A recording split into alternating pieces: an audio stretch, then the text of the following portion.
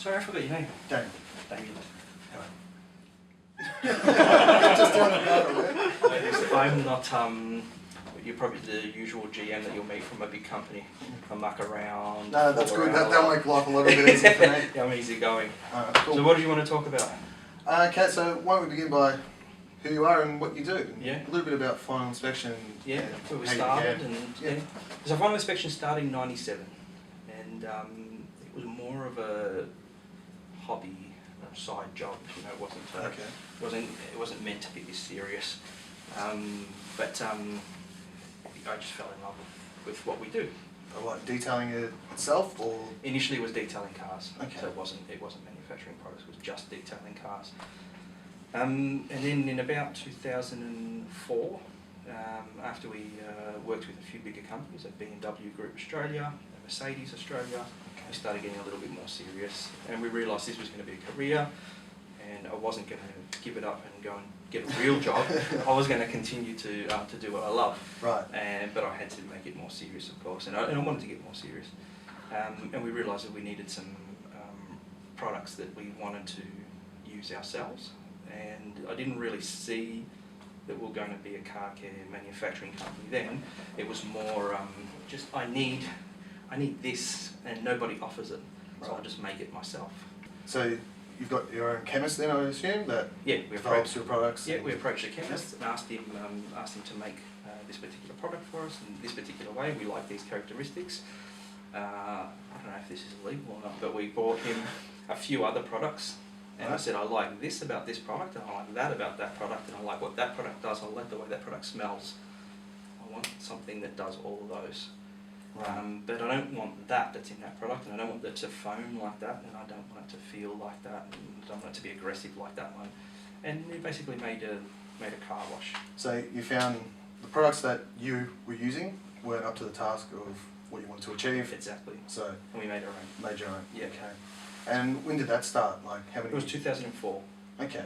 And we made a car wash. We called it body shampoo. Right. It was a no foaming, or very, very low foaming, very highly lubricating body shampoo.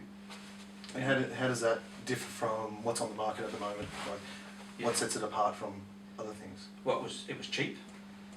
The ingredients were only what was needed, nothing extra. So it had no or very, very little foaming agents, which is very, very important. You don't need foam to wash a car. And body shampoos that have a lot of foam are actually not good for some materials in the outside of the car.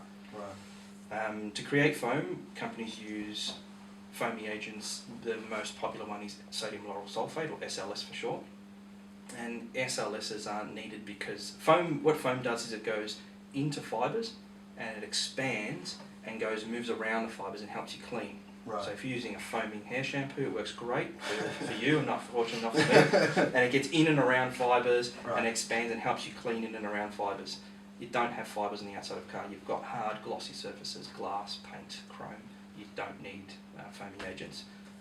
Why do they put foaming agents in? We don't know exactly why, but our best guess is the marketing department says to the chemists, make this foam. Because it makes it look like it's clean. Customers like to see foam, they like to see suds, they think that it cleans better. As far as we can tell, it does nothing for cleaning. So for that reason, we didn't use SLSs. We had a low SLS product. That was weird.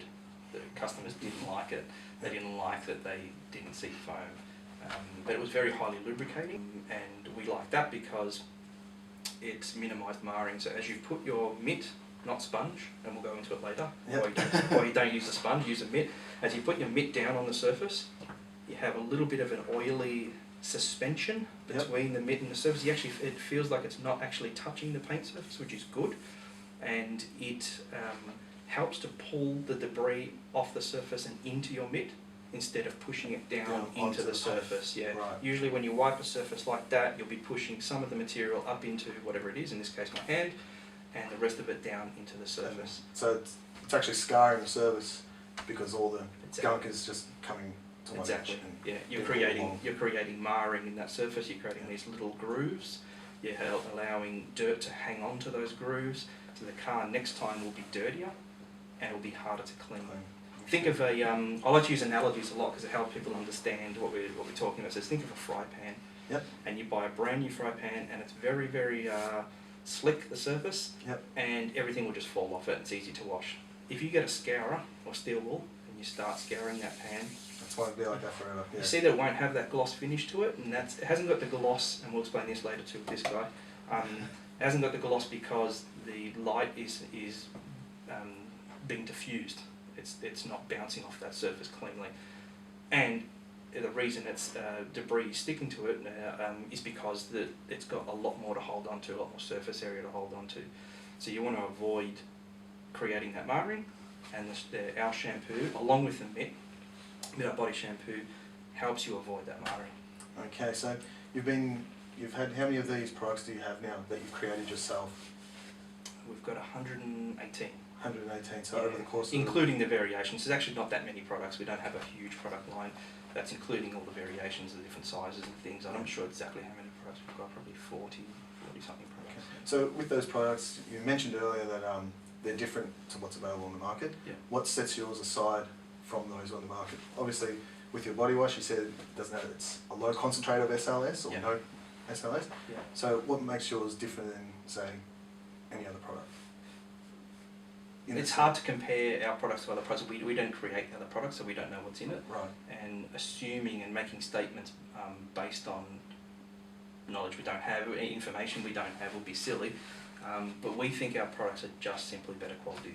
So we think every product in our product range is a better quality version of what you can find from any other product brand, from any other brand. Yeah. You also mentioned earlier that you do a lot of in-house manufacturing. You're your own chemist. Yeah. So does that mean you upgrade your products as time goes on? Yeah, of course. Yeah. Yeah. They're constantly optimized. And if you have a look at all our products, they've all got an optimization date. Okay. Yeah, and a version. Alright, so you could be up to version, say, 32 of one, and then a couple of months later, 33 will come out, and 34 and so on. Yeah, we try not to. Adjust. There's cost that goes into creating a product and cost in creating a new version. You can't have the versions. First of all, you don't want a customer to have an out-of-date version too soon, and you don't want to put a whole heap of R&D into a product that's going to be outdated in a couple of months. So, and car care technology isn't moving that quickly. The last 10 years we've seen massive increase in quality of car care products. The technology that's available is unbelievable, and I think we'll see that for a little while longer. But it's just not that fast. Yeah. You'll see an optimization every year or two. Are your products different? Do they differ from country to country? I noticed that you have a store over in Jakarta, I think it is, in Yeah. Indonesia. Obviously with their climate, it's obviously a lot different to Australia. Yeah, so most of the product for the global market will be the same as it will be in Australia. Mm-hmm. However, if we find there's an issue, as we found in Indonesia, with one or two products, we made some slight adjustments, and they have bespoke products for that market. So it makes it better for the end consumer when they go to use a product. Yeah, we want a customer that may have used that product in Australia that may move back to Indonesia, which has happened. We've got a heap of customers in Indonesia who were Australians, who were using our product here, who've gone back there that want to buy the same product and use the same product and already know that product, and they know how the final inspection product works, so they want to use the same product. We also want them to get good results, and if that product that doesn't work well in that country, if we keep selling that product that doesn't work well in that country, we're not going to be very happy with that, so we modify, but we don't want too many modifications. We don't want to make bespoke products for every single country, but we will modify products if we need to, for that climate, for the paint type, especially polishing products. Indonesians have some cars made in Indonesia that have very different paint to what we have here, and what the Europeans have and what the Americans have, and we found two products just simply didn't work well with their paint types, and I didn't know what was going wrong until I actually went over there and attempted to solve the problem. But we think that's another point of difference in our business. So we can actually get over there very quickly, and we can modify that product very quickly, and we can put that into action. We can replace that product with a bespoke product very quickly. You seem to be very hands-on in your working with the customer and your other detailers. Yeah. Is that something you try to keep? Well, the lawyers told me not to be too hands-on with the customers. Yeah. I don't think you got that one. Yeah, and my wife told me not to be too hands-on with the customers either. No, we'll edit that out. Before your wife finds out too. Before the wife finds out, it's still a small business, it's still a boutique business, and I don't think it's going to be this way forever, but I hope I can keep it. I hope I can be as hands-on and as in control of everything for as long as possible. Yeah. You've done a lot of hands-on stuff yourself, working with particular models of cars. Yeah. Have you found anything that you've had to change yourself from working on a particular car? Oh yeah, of course, yeah. Paint changes, paintwork changes. The GTR that we visited downstairs has incredibly unforgiving paintwork, and it required the optimization or the revision of some products so we could work with those particular types of paintwork easier to make the job more forgiving. We didn't want to introduce a new product just for that particular type of paint, like some companies do. Some companies recommend different processes for soft Japanese paint, different processes for hard European paint. We didn't want to do that. We wanted to still keep our 3 polishes, which is a very simple range. Yep. For a company like ours. Usually most polishing companies have 12 or have at least a dozen different types of polishes, and I think that's incredibly it's too confusing. We don't want that, so we have 3 polishes. We'll optimise that product so that it can be used for that new type of paintwork that we found, but will continue to be used on all the old type of paintwork. So you can use our jeweling polish, our Jeweler's Rouge, which is Cap Ultrafine, but it's better known as Jeweler's Rouge. You can use that on that brand new 2014 GTR, and you can also use it on a 1988 solid paint F40. Oh. And it will work. It's compatible with both. So a lot of things is an education process as well, to get people to understand that you don't have to have these different combinations. You can just be reduced down to 3, for example. Yeah, well, our polishes, and we'll put up a photo of the polish range. Yep. You've got 3 polishes. 1 polish is white, 1 polish is orange, 1 polish is black, and you've got 3 pads. 1 polish is white, 1 pad is white, 1 pad is orange, and 1 pad is black. And they're meant to work with each other. It makes the system nice and easy. First polish is called Cap Heavy, the second polish is called Cap Medium, and the third polish is called Cap Ultrafine. So it makes complete sense when you would use one or the other. Heavy is for heavy marring and heavy imperfections, to remove heavy imperfections, and the Ultrafine is for fine imperfections, and the medium is obviously an intermediate polish. And they're colour coded, and everything's very, very easy to understand. Okay, so with making things simple, you showed me some products downstairs before, how they had a cap at the bottom. Explain why your bottles are different like that. I've seen that a lot of other products, they've just got the flip top cap, and you have to squirt it out. It takes quite some time. Well, you know with anything, and this is not a flip top cap, but if you have to shape the product, get it to sit at the bottom so you can finally get it out. We just think that's annoying and a waste of time. It's frustrating. So we didn't go with that. And we'll put up a picture of the cap range bottles, and cap, by the way, stands for clustered abrasive polish. We'll explain a bit later what that means.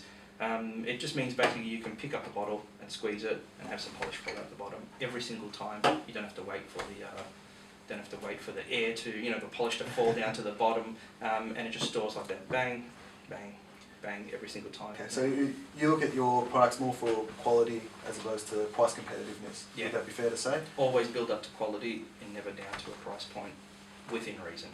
There's always some compromise. Otherwise you wouldn't be able to afford the products. Yeah. Everyone, the Bugatti Veyron has some compromise. Yeah. I think that sums everything up. It was good. No worries. Yeah, it was a lot of fun. Yeah, likewise. Yeah. We'll see how it turns out.